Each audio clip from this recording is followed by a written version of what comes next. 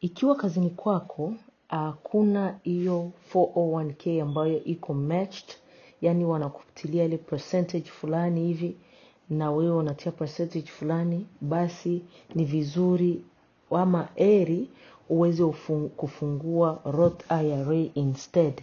Na Roth IRA hii haipatikani uko kazini, ila wanahitaji pia uweze kuwa na income wala kipato chochote, kama ni cha kazini wala cha business yako kama vile self-employed na mengine, ila wanataka tu hakikisha ya kwamba kuna kipato ambacho kinaingia huko kwenye benki.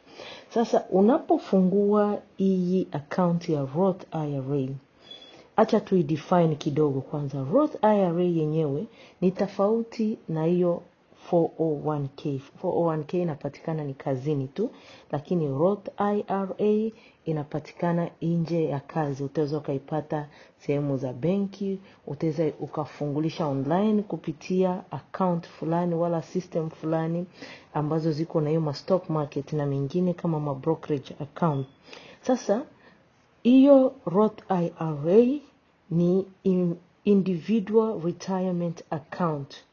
Inaitwa individual retirement account kwa sababu ni account ambayo imeweka pale kwa kuweza kukusaidia wewe mfanyakazi wala wewe ambao unakuwa na kipato, wakati utaamua ya kwamba unataka uanze kujitegemea utumike, basi inaanza kusaidia.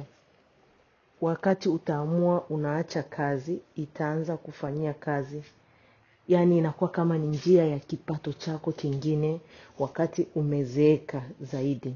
Inatumika vizuri zaidi ukivumilia mpaka wakati unafika uzeeni. Ila pia utaweza ukatoa pesa ndani ukiwa hata haujazeeka.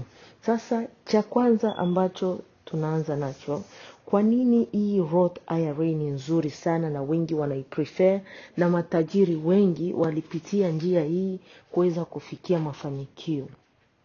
Roth IRA inakufungulia mlango ya pesa zako kukua ndani ya bank account wala hiyo savings ya retirement zinakuwa tax free, yani zinakomala, zina grow tax free.